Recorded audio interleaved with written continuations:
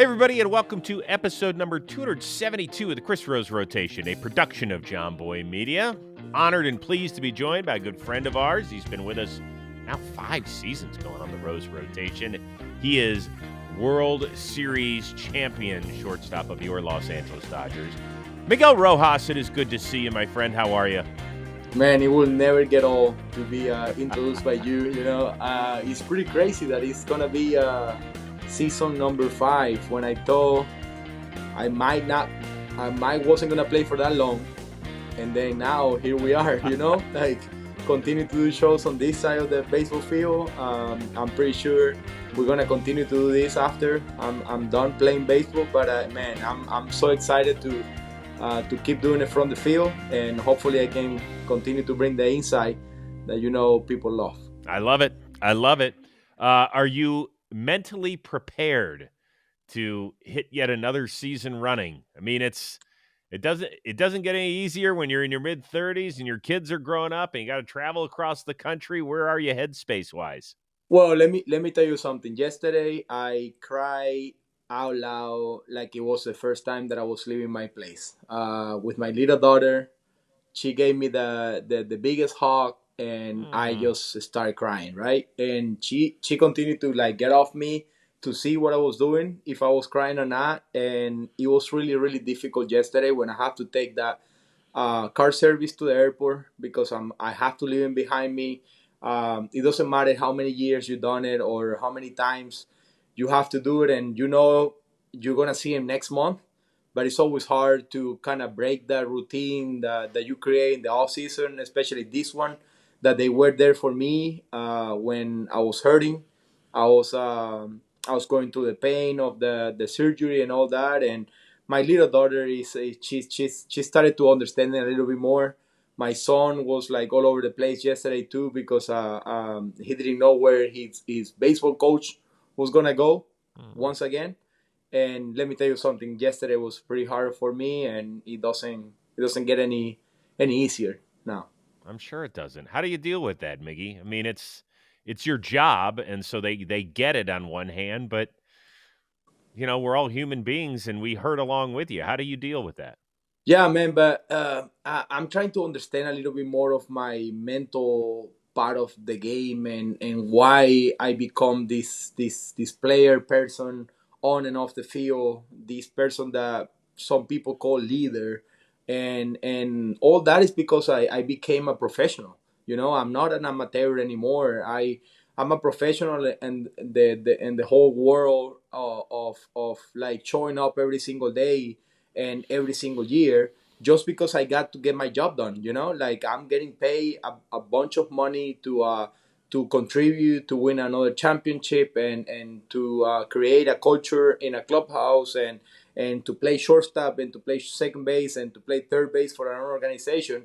And I have to do it because my motivation is continue to put my family in the best position as possible.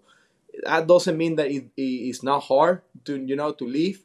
But if I don't want to do it, I have another choice, which is retiring and not playing anymore. And I'm not ready to do that because I feel like I can still play. Was there any thought in the off season? I mean, you've reached the holy grail now. You've won your ring. Mhm. You've been a part of the team that brought you to the big leagues, the whole bit. Was there any contemplation of saying, "Hey, you know what? I'll move on to the next phase"? Not yet, man. I'm not ready. I feel like with the kind of season that I had last year, knowing that I was really in the middle of really something that it was really special, especially with winning the championship, and kind of picking up the team when they most need it, especially in a position that is really hard to play. It's a premium position. We all know the game is getting younger and younger, and we all understand that the shortstops are playing in the mid 20s right now. And for me to like step in that moment and playing short for so long for an organization that is putting together what it can be the best team assemble in the history of baseball is pretty special, man. I'm not gonna take that for granted, and I will never say no to an opportunity to be in this clubhouse, having the opportunity to do special things for the for the future of baseball and for baseball that ever can be like legendary, and we can have something like really good going for the next couple years. I want to be part of this, and I haven't contemplated not playing for this team anymore. We'll talk to you a little bit about your role coming up. But first and foremost, people are going to see that you have spun it back to the old days, if you will. You put on social media that we're back to number 72, just like when you got the call up. So this is because of Roki, right? Yeah. Okay. How But did that whole thing go down? yeah, but let me explain you, and let me explain everybody how this went down. We just talk about like how important for me is to be part of this team, right? I received a text message from our president of baseball, Andrew Freeman, late at night. Like it was a really weird text message saying that he wanted to run something by me. And when I received that message, I always put my pants because I thought I was I was getting let go, or I was getting traded, and the worst came to my mind. Like I never thought that it was gonna be to have that conversation, and if something like that happened, it never happens to me before to change numbers or trying to give the numbers to someone that is older than you. I didn't know that it was gonna come at this time of my career. So when I finally reached out to Andrew, he didn't respond for another hour or two, and I was just like panicking, didn't know what was gonna happen. I wasn't ready, and I'm not ready to move on, like, and not playing for this team after what we accomplished last year. So with all of that in mind, Andrew finally called me, and he said that he wanted to give me a call to explain the situation of having the opportunity to sign Rocky Sasaki. But one of the things that he want to have is number 11. So he told me that, I mean, he got the respect for me. He knows I accomplished a lot in the game and all that. And when he finally told me that it was about a number, I thought, Andrew, you should have just texted me. Hey, I need number 11. Let's move forward. Pick another number. We're trying to sign this guy that is. It can be the best pitcher coming out of Japan ever. And I say, bro, that's not even a question. As long as we getting better, and as long as this guy feels like I'm doing something for him to sign, and if I did, I hope it make his decision a little bit easier than come to the Dodgers and wear number 11.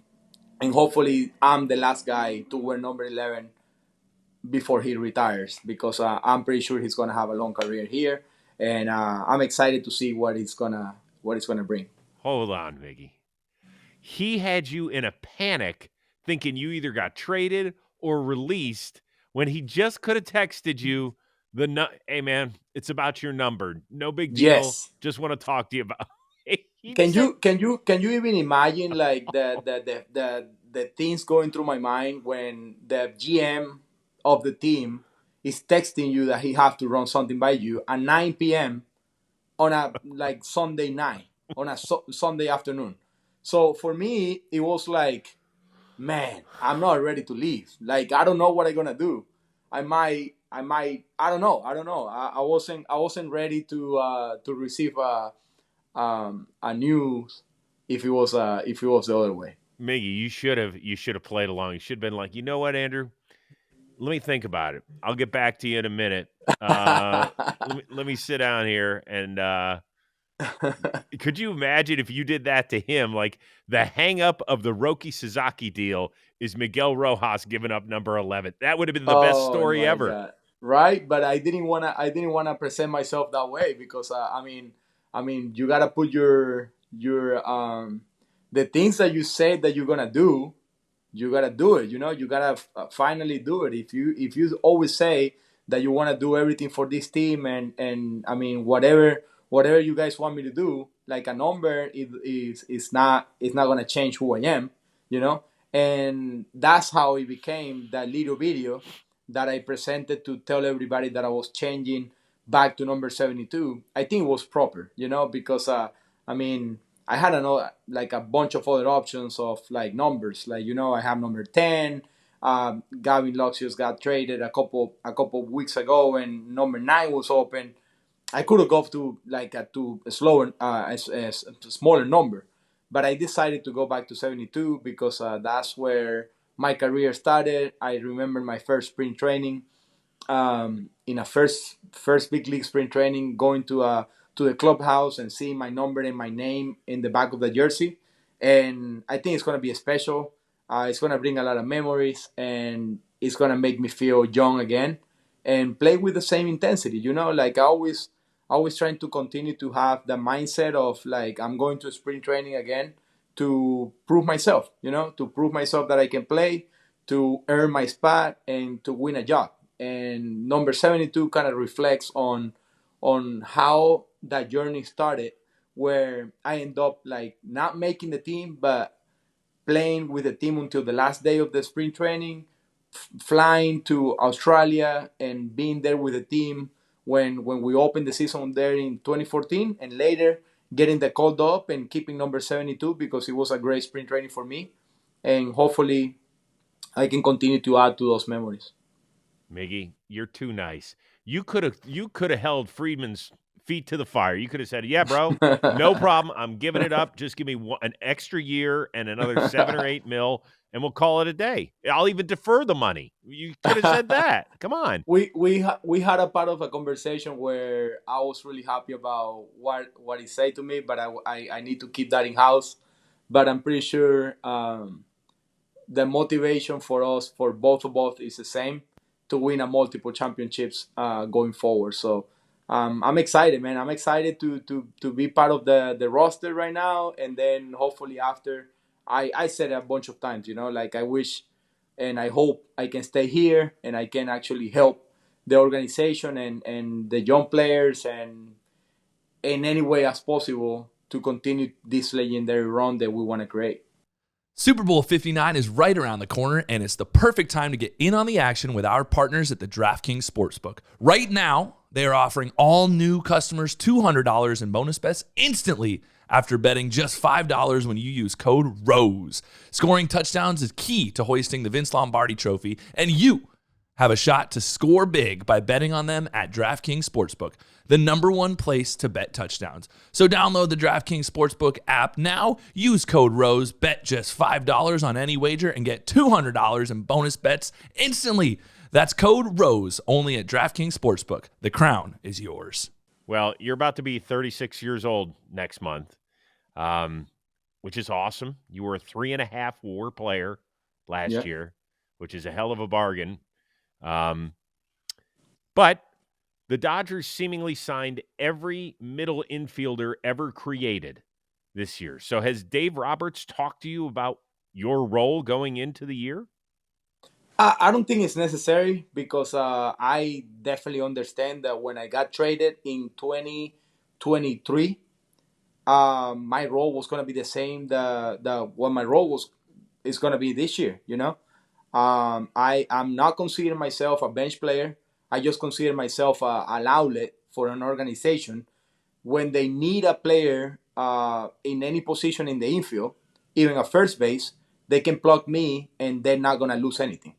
So I prepare like I'm gonna be the shortstop of this team, even though they're saying and Mookie is gonna play short and all of that. That doesn't have to do anything with my preparation and being ready for this team. And like when I got traded in 2023, I was prepared to play every single day because that's what I was doing in Miami. At the end of the day, the opportunity came, and guess what? I was ready to take it. Same thing last year. I wasn't gonna play every day because we had a plan, and then all of a sudden I have to play every day. I was ready for it. Same thing is gonna be this year. I don't know if it's gonna be shortstop. I don't know if it's gonna be second baseman. But if you see how the Dodgers are assembled, you can see that they have the best of every position, right? Starting pitching, lefties in the bullpen, righties in the bullpen, closers, catcher. I want to be the best utility guy that is on the league. So that's my purpose in this team is to give them the best player that can come off the bench. That, like you say, they have a 3.5 WAR in just 300 at bats. Imagine if I play 600 at bats, how much better my numbers can be. That's awesome. I love it. Guess what? I'm no baseball talent evaluator. This team was better when you were playing shortstop last year. Does that matter to you? Of course it does, because it makes me realize that I'm still valuable for an organization and for a team that wants to win a championship.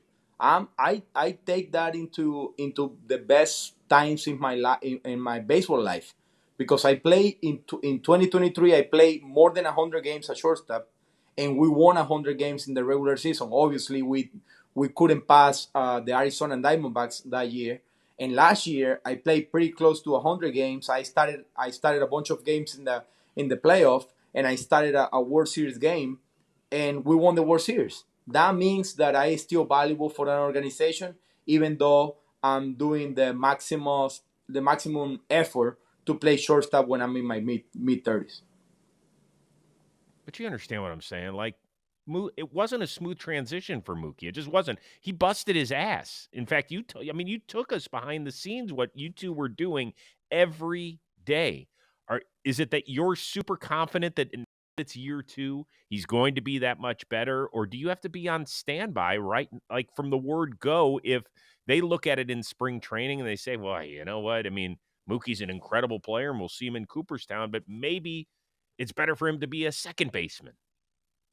No, I'm super confident that he's gonna get the job done, and he's gonna be good and better than last year, because I'm leaving it. I came to LA a couple days early to work with him, to understand what he's been working on the whole off season, to kind of be like another outlet for him to know that what he works on the whole off season, I can be kind of like helping him performance the way that he wants to performance.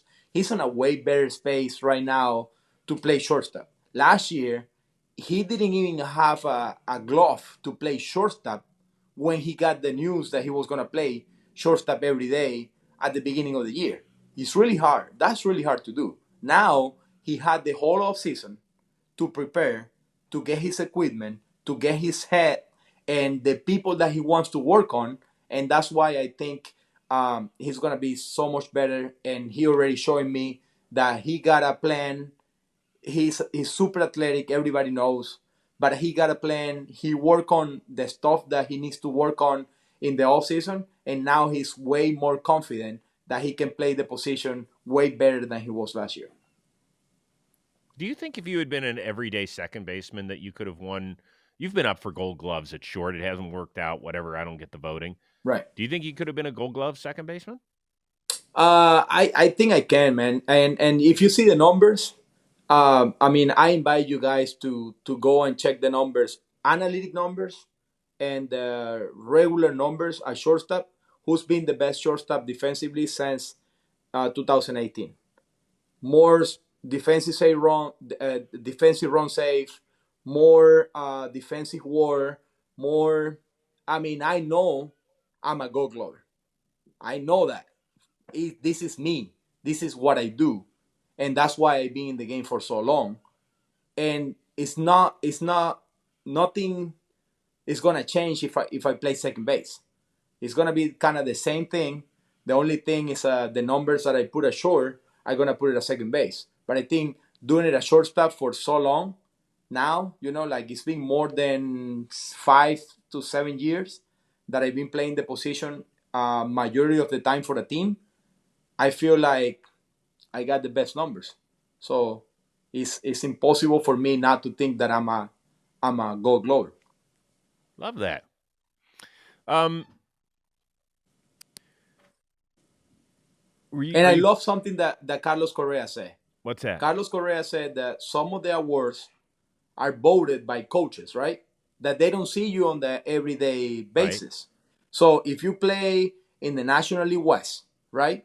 The coaches that vote for you are from all over the league, the National League, right? You play against the Central just one time in your place and one time at their place. Let's say you couldn't play against the Cincinnati Reds out of 6 games, you play just 2, just because of something. You got hurt. Those coaches never see you play. Mm-hmm. And then why the Gold Glove, it can be the best numbers at the position. I don't understand why the vote of the coach that don't even see you so many times is more value than the actual numbers. And I agree with that. So if we're gonna give up an award, we should pay more attention to the numbers, and then the votes, okay, but put less percentage on the votes and more percentage on the numbers, because I mean, if you win a batting title, it's because the number is there. You hit 337. That's why you win a batting title, not because someone voted for you. Because we all know, like, Luis Arraez will never win anything if it's because of voting. It's a great point. Okay, Carlos Correa, I'm on board. Yeah, I'm on board with that, and that's pretty smart. And the guy won a platinum glove, Yeah. I think. Yeah. So it's saying the truth. It's not because he's hating on the voters or hating on anything. It's just like, it's the truth. Yeah, I mean, it's impossible. You guys are in your own little world. People don't realize that. They think that when you're in baseball that you get to see everything that goes on. You are in your own little world. You don't even play in next week. And that's that. So you nailed that point. Yeah.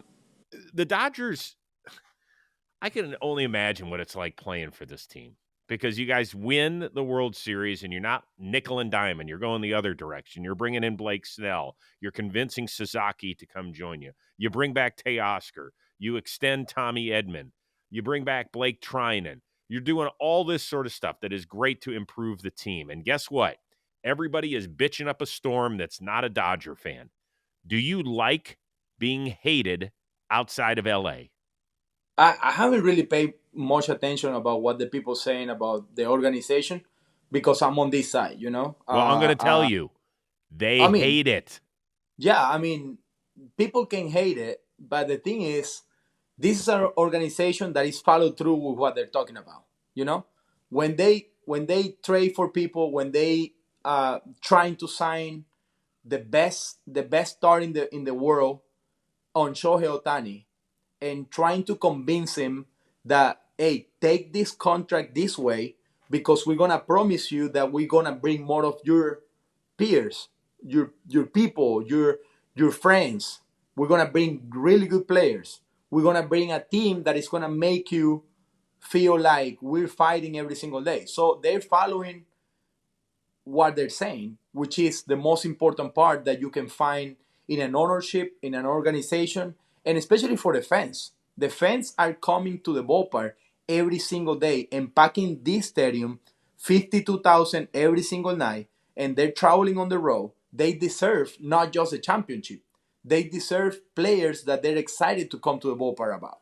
And that's why the signing of, like, Blake Snell, is not just on the organization, it's on the player who wants to be here, because they know that the fans are excited. The fans are really good.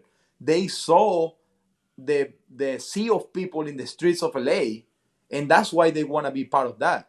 Nothing gonna guarantee us that we're gonna win another championship, but they making sure, like Andrew Freeman said the other day, they making sure they don't have to give up so much to get a player in July. They have to. They're trying to build what is going to be the best team coming out of spring training if everything goes well with health. And we saw it last year. We crawled to the World Series last year, but we got it done. That's why it was so valuable to have players that experience that, and now they can talk in that clubhouse and say, this is how we got there. So are you on board or not? Like, we're not gonna let you come here and say, oh, I just played for the Dodgers, something magical is gonna happen, we're gonna win. It's not gonna happen like that. So that's why it's important to not just have the talent, but the players who wants to be here. And that's what I'm seeing from everybody that have signed here. So when Sasaki decided on the Dodgers, there was a faction of people on social media, baseball fans, that say, well, why the hell should I go pay my hard-earned money to go watch the Miami Marlins, the Chicago White Sox, the Washington Nationals, whatever team? We don't have a chance to win the World Series. Why the hell should I go do that? Do you understand that? Yeah, I totally understand because I was on on the other part too. But as a player, at least you will appreciate a little bit more of the effort of building a team that you don't have to pay like all that kind of money, but at least you're building a team that can compete with the others, you know? But it's not like that's why we have players like Kike Hernandez, Pete Alonso, Alex Bregman, Jack Flaherty, who was one of the best pitchers in October and November last year without a contract. It's because these other teams, I don't understand why they don't want to push to have the best thing available and the best thing is possible to start the season. I don't get it, and I will never understand that part of the business side until I get there, if I ever get there. But I don't get it. It's a 30-team sport where everybody should be looking for the same. You know, even though we got a lot of good players, we don't play in the same league. We don't play in the same division. I mean, you know, like you can win your division and you can find a way to beat us in a 5-game series. If we have to meet in the NLDS in a 5-game series, anything can happen. You know. Absolutely. That's my point of view. Well, that's what I said last year, is that all these people who were saying, well, Dodgers this, Dodgers that, y'all were 9 innings from being eliminated in game 4. Yes. If you hadn't taken it to Dylan Cease, and if the bullpen game hadn't worked out the way that it did, you guys would be getting the questions asked, well, why the hell can't the Dodgers win it all, instead of celebrating the way that you are and now building off of a world championship. You guys know you weren't that far away from being eliminated. We all, I think everybody in that clubhouse knew that we didn't have the best team last year. We have to work. Hold on. You don't think you had the best team last year? No. If you put the both teams, if you put the Padres and the Dodgers on paper, we didn't have the advantage on that series. Remember, we have a broken Freddie Freeman. A really broken Freddie Freeman. Mm-hmm. We have a Freddie Freeman on literally one ankle, mm-hmm. hitting and playing first base. We have 3 starters that Walker Buehler became Walker Buehler in the postseason. That was another story.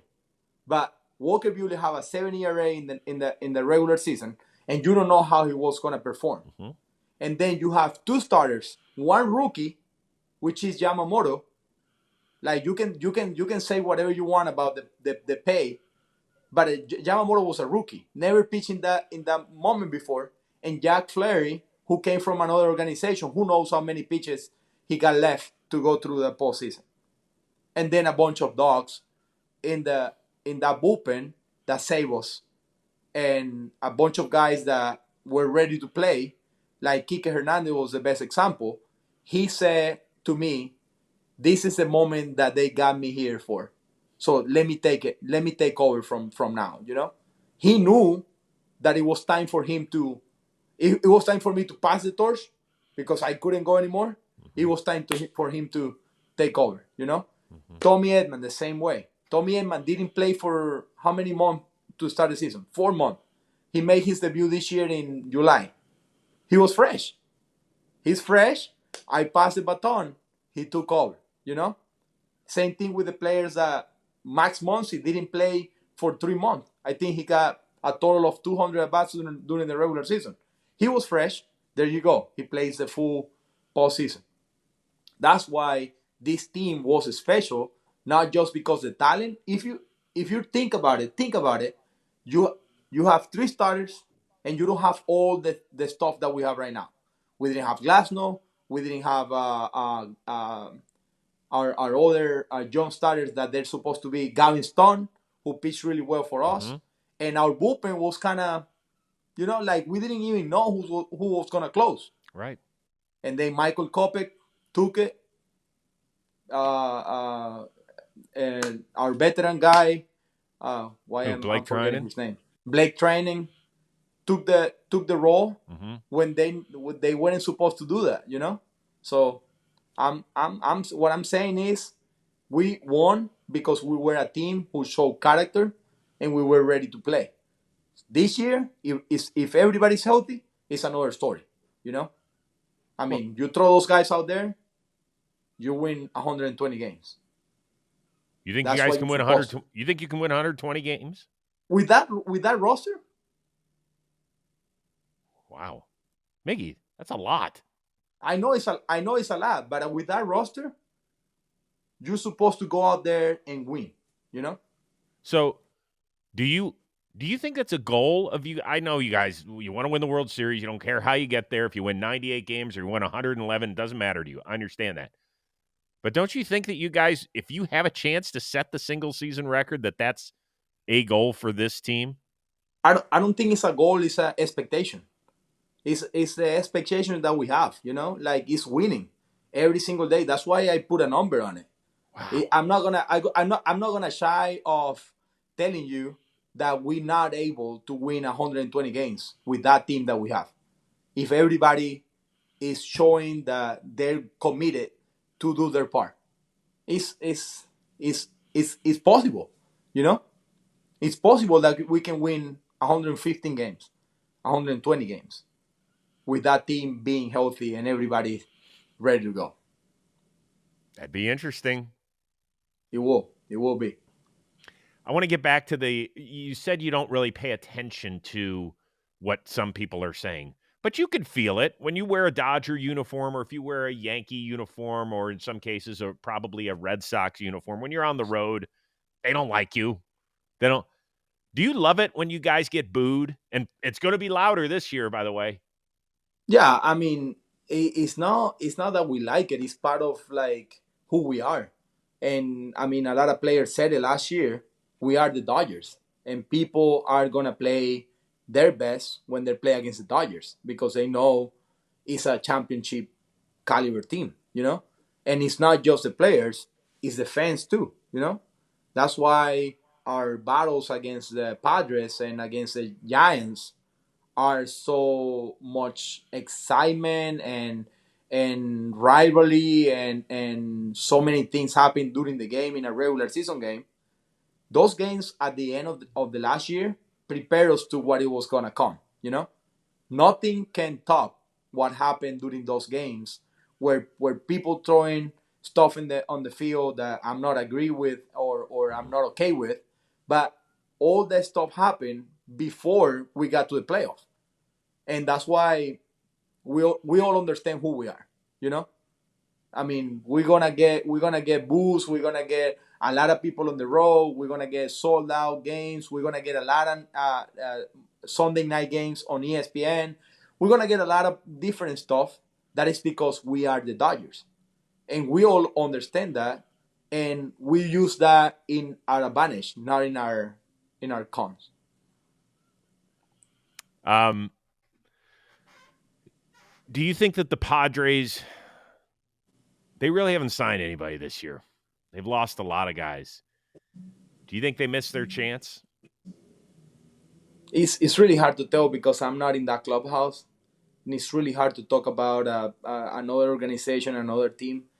I just know that it's really hard because the Diamondbacks did what they supposed to do. You know, they got a big guy that is gonna pair up with. It's not gonna be easy. You know, to go to Arizona and go through Burns, Gallen, and Merrill Kelly and Eduardo Rodriguez and those guys. You know, Montgomery. I mean, you got a bunch of names. You know that they can get the job done. The same thing with the Padres. They got Dylan Cease, they got Michael, they got Keane, they got all the guys that they had last year, other than a couple like they miss Kim. I think that was huge for Mm-hmm. them because Kim can play different positions and really valuable with the bat, and playing shortstop at that level is really important. But I mean, from the outside, being a fan right now, not a player, I would say they still have an opportunity to have a pretty good team.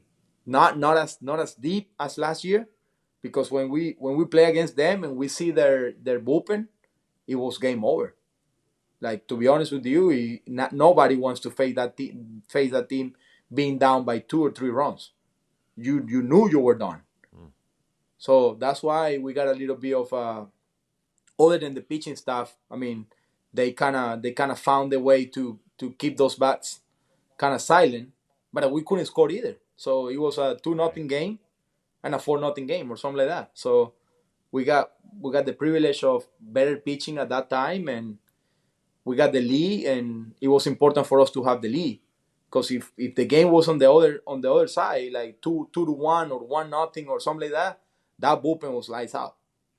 Oh, and by the way, you plucked their best reliever. You took Tanner Scott too. Just saying, just in case you got an extra $72 million lying around, you can have him too.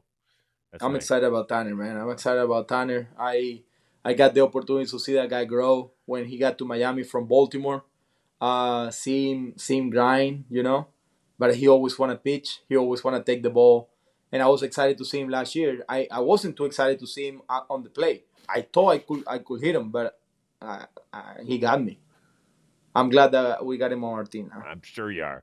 Have you texted with Ohtani? I text with him, yeah. When he got his MVP, I text with him. I say congratulations. And he replied back. I mean, we've been in touch, asking about his arm, about his family. I'm excited to see Shohei this year, because he's gonna be having way too much on his shoulders. I think today I was talking to one of the strength coaches about how he's gonna do it, because before you start pitching again, you gotta throw some games, right? You gotta face some hitters. You're gonna do a rehab assignment or something like that. That's gonna be really interesting to do, what he's gonna do and how he's gonna do it. But I'm pretty sure he's ready for it. His wife's pregnant with their first child. That's right. Do you have to get anything for him if you're a teammate? They have to buy. I mean, come on. Shohei's got access to everything he could want. Do you really have to go get the baby an outfit or something? Is that what you're supposed to do when someone is pregnant? Yeah, I mean, you get him. You get your buddy something. But when there's $700 million man plus whatever the hell he's making off of the diamond, do we really have to get him something? How about just an old pat on the back, a cigar, congratulations? A good congratulations text message is more than enough on the group. Yeah. Maybe, I'll give him one of his favorite beers that he likes to drink after a big series. Oh, what's on that? the road. What's that? He likes to drink one Presidente beer after a big series or something like that, when we win, or whenever he hit like homer number 50. So he took one single beer and take it on the bus. I will do that for him next time. That's it? He's just a one beer guy occasionally? One beer guy. Yeah. He's a one beer guy on the bus to enjoy his trip to the airport. I know I got him with a beer.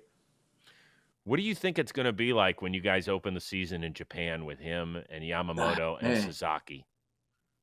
I'm super excited. I don't know how it's going to be like, but I mean, knowing from all the social media message that I got, and the random Japanese people who comment on my pictures and send me stuff that I really appreciate, because I mean, I could never imagine that I was gonna be like someone to be recognized in Japan for how many fans that are there. But I'm super excited to see what the reaction from the fans are gonna be to see the Dodgers in Japan with so many Japanese players, plus playing in a place so great that is Tokyo Dome. I mean, so many times you're seeing in international competitions and all that, and you just want to be part of that. And I'm super excited to see how the fans kind of like live the games there. Same thing that I did in Korea last year, when we went there, and it was a party on the stands with the music and the band and people dancing. I think this is gonna be really special too, and I'm looking forward to go there and experience every little day. I think you and Shohei should just sneak out of the hotel and go get a Presidente beer and go sit down in some. No, if we go out over there, it's gonna be a nice Kobe beef wagyu dinner with really good sushi and a lot of Sapporo beer. Let's be honest. Shohei don't have to pay for shit over there. He doesn't have to pay for I anything here. I guarantee. I hope not. I hope not. Yeah. I mean, come on. We're rolling. Yeah, go have a nice meal. Don't Right? don't sneak out and do that. I'm pretty sure. At least I gonna consider have some options. Hopefully Yamamoto and Rocky and Shohei can help me keep picking up some places to go and go around. So you had a chance, speaking of going home, did I see that you took the World Series trophy back to Venezuela? I did, man. I did. That was one of my dreams that I wanna do. I always had it on my mind. I wanted to win a championship in the big leagues and share it with my people. When I talk about my people, is the fans that kind of took me under their wing when I was just a rookie playing in the minor leagues with the Reds. Gave me all the love, and now it's time for me to move on. And kind of with that, I close a really good chapter of my life, which was playing in the Winter Bowl. I'm retiring from the Winter Bowl for the Winter Bowl League. I'm not playing there anymore, but I finished the way that I wanted to finish, which is playing for a championship team, and I gave that organization 16 years of my life that I will never regret because I got everything because of them.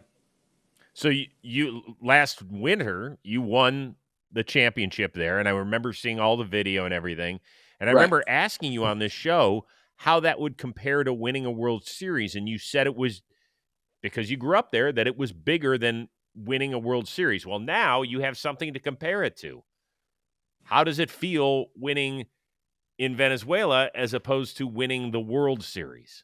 Now, winning the World Series will have a different meaning, for us players who knows that playing in this league with 30 teams and the best of the world colliding in the same league, it will be like really really hard to top that.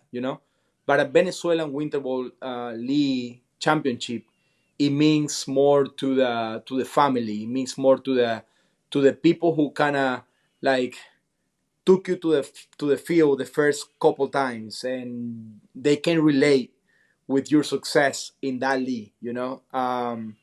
Even though I will never say that is something less than winning it all in any league.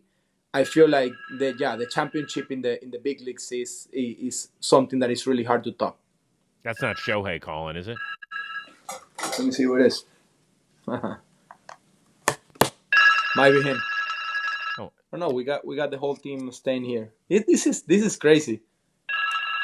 I haven't received a phone call on my hotel room. I was going to say, what did you order? An early dinner? Maybe a room service. I don't know. That's pretty good. Yeah. So with the Venezuelan ball, we just saw a bunch of Winter League play wrap up. And I don't know if you saw the home run by Junior Caminero. Of course, I saw that. That's the biggest news in baseball. Okay, so he nailed that. By the way, that is a poke. That is a poke and a half. The reaction is incredible, and we've gone over this. I mean, look at this. He can't even get halfway up the first base line, and the dude is giving us the best celebration ever. I saw him like hugging the other team on the way around. You have to kind of explain this to us, because I would never see that in a World Series where if Teoscar Hernandez hits one, I don't think he's hugging Anthony Volpe on the way around the bases. Yeah. So this is something different, special. That's why I told you about the Winter Bowl. He's hugging. He's hugging his coach at Yeah. third base. He's walking. I saw that it was like 56 seconds of celebration that it was worth it. I don't know if you know, but there's just 17 home runs in more than 70 years that the league is been playing in Dominican Republic. Over 70 something years, just 17 homers over that wall in center field.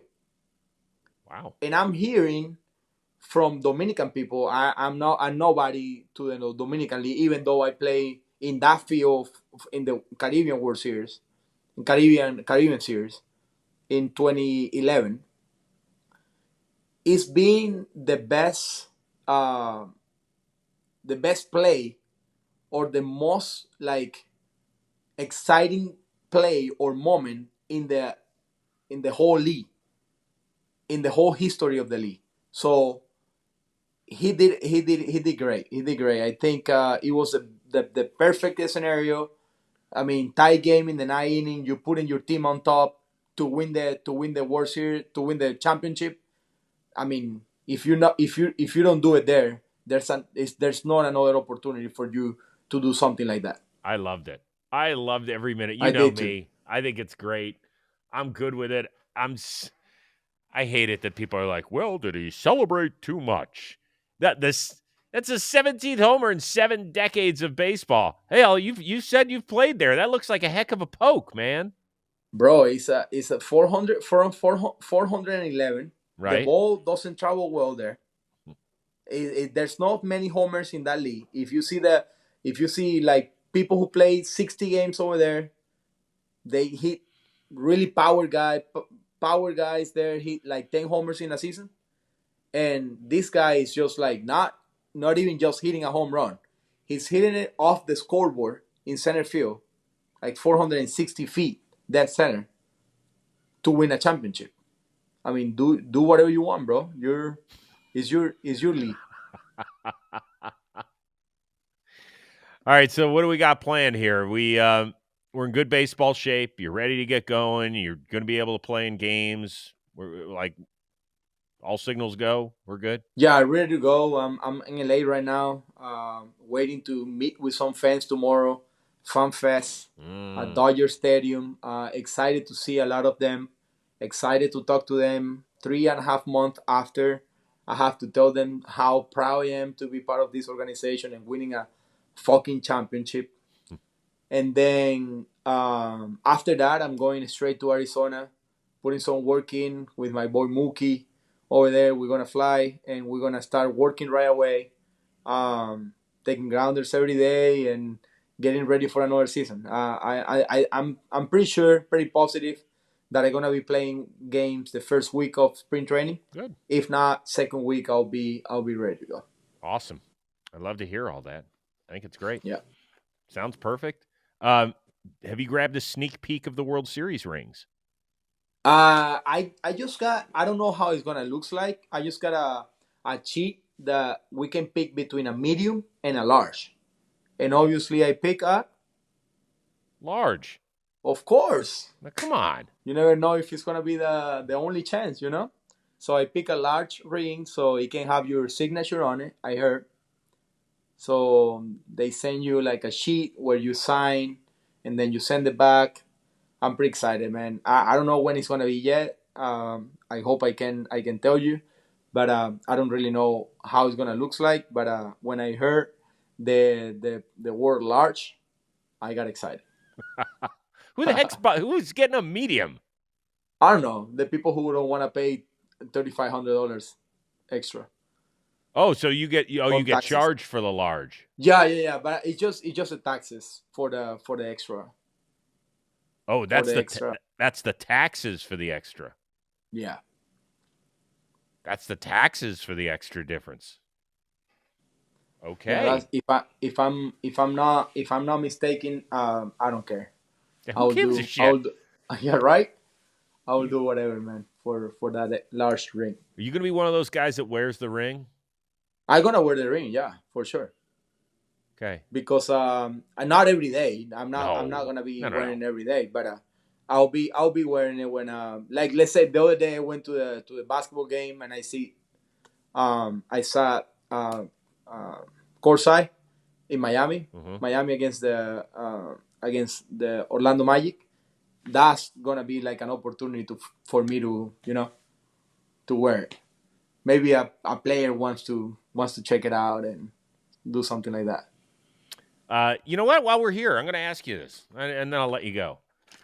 There's been some interesting shit going on with your basketball team down there with Jimmy In Miami? Butler. Yeah. Oh yeah. So A lot of stuff. for people that don't follow the NBA, Jimmy Butler's been a very, very good player, but he always seems to wear out his welcome in every stop. And here, this is no different. That he and Pat Riley, the team president, have got some beef. They both want him traded. They just can't find a trade partner. He's twice now been suspended for the team for missing meetings and this and that and the other thing.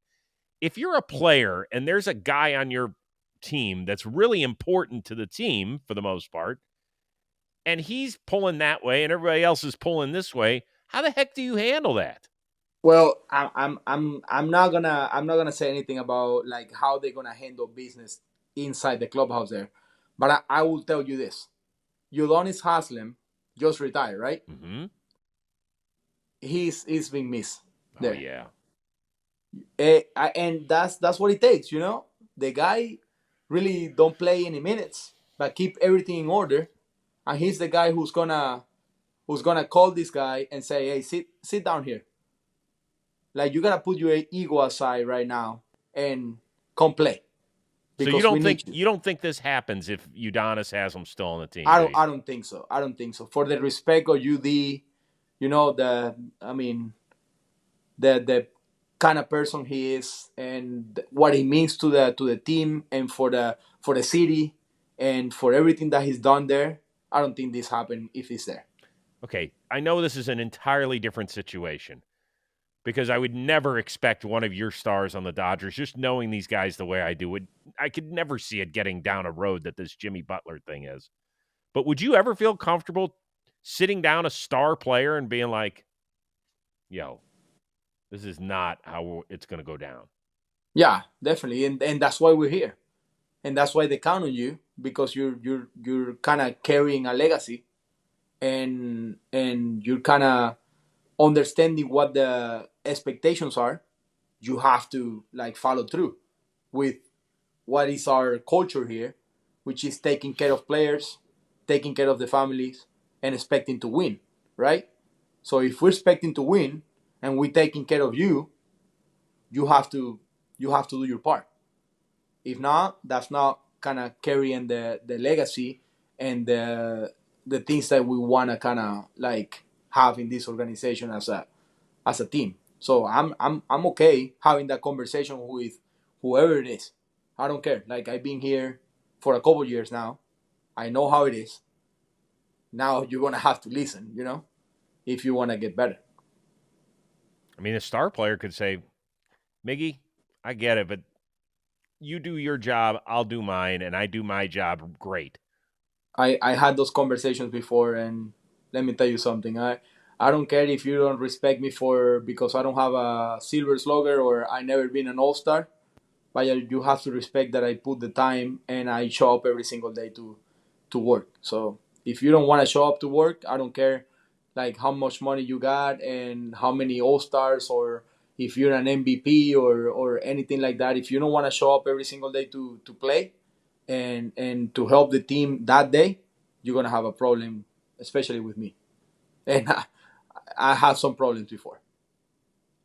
It can get uncomfortable, can't it?